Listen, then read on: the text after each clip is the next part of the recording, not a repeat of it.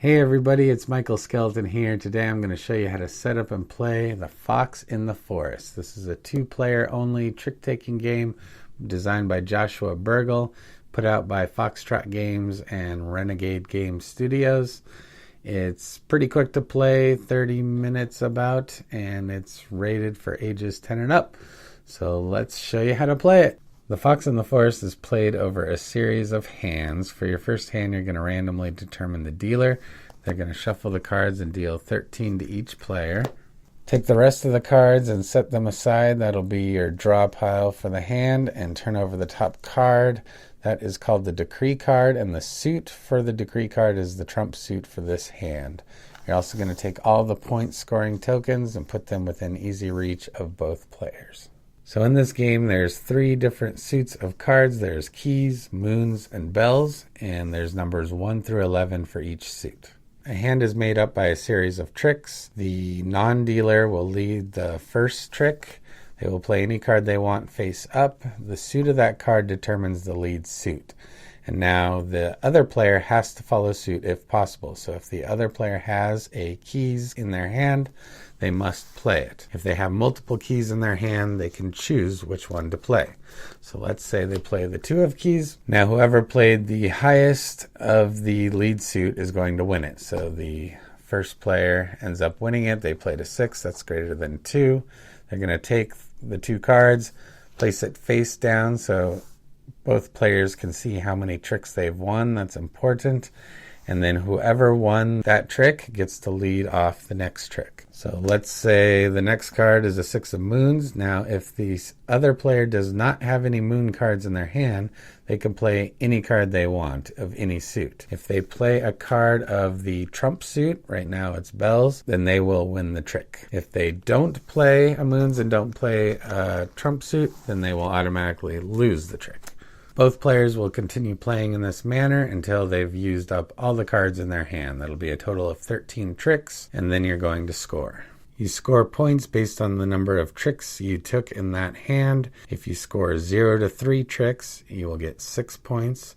If you score 4 tricks, you'll get 1 point. 5 tricks, you'll get 2 points. 6 tricks, you'll get 3 points. 7 to 9 tricks, you'll get 6 points. And 10 or more tricks, you'll get 0. Once you've scored points for the round, if someone has 21 or more points, the game will end and both players will tally up their score, and whoever's got the most points will win. Otherwise, you're going to play another hand with the dealer alternating between the 2 people. As I said before, this game has 3 suits: the keys, the bells, and the moons. Each suit has numbers 1 through 11, and as you'll notice when they're laid out here, that all the even cards like 2, 4, 6, 8, and 10 are just the number, nothing special. And all the odd cards 1, 3, 5, 7, 9, and 11 have a special name, like the 11 is the Monarch, and they also have a special ability that affects the game in some way. So we'll start with number 1, which is the Swan. If you play this and lose the trick, then you get to lead the next trick.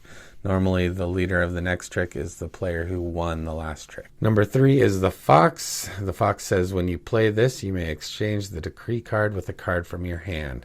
So you may take whichever card is the decree card, put it in your hand, and replace it. You do that immediately when you play the Fox, and so you can change the trump suit before you determine the winner of that trick.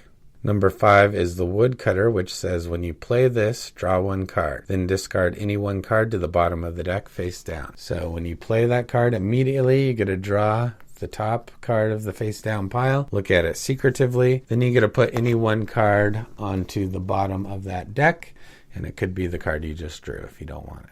Number 7 is the Treasure, and it's worded a little tricky. It says after each trick, the winner receives 1 point for each 7 in the trick. It's been clarified by the designer that basically what that means is if you win a trick with a 7 in it, you get a point. It doesn't apply after that trick is done. Next is number 9, the Witch. When determining the winner of a trick with only 1 9, treat the 9 as if it were the trump suit. What that means is if someone leads with the 9 of keys, if the other player plays a 10 of keys, then the 9 actually counts as the trump suit for this hand, which is moons, and will win even though the 10 of keys was a higher value. It actually doesn't apply if both players play a 9. And finally, we have number 11, the Monarch. When you lead this, if your opponent has a card of this suit, they must play either the 1 of this suit or their highest ranked card of this suit. So if I lead with the 11 of keys, the other player will have to play the highest key they have, which might be the 10.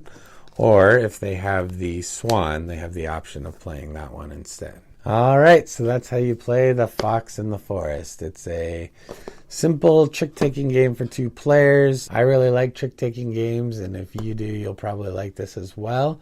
Most trick-taking games require a lot more players, though, at least 3 to be interesting. What makes the game is both the special abilities on the cards and also the end goals of getting points for how many tricks that you take. There's a very fine line between taking the right amount of tricks and taking not enough and too many. And I think that makes it very interesting. You don't want to constantly win every hand of the trick because then you'll get 0. The special abilities can be a bit tricky the first time you play, especially the 9. But once you figure out and clarify what it actually does, it's not so bad. Also, the wording on the treasure card, very odd. I'm glad that the designer went on to BGG and clarified what it should have said, because otherwise it makes it sound like for the rest of the game you're getting a point for all the treasures or something like that. All right, so that's it. If you enjoyed this video, consider subscribing to my channel for future videos. Also, leave me a comment what you think about this game, what you thought about the video, and give me a thumbs up. And with that, I'll see you next time. Keep on gaming.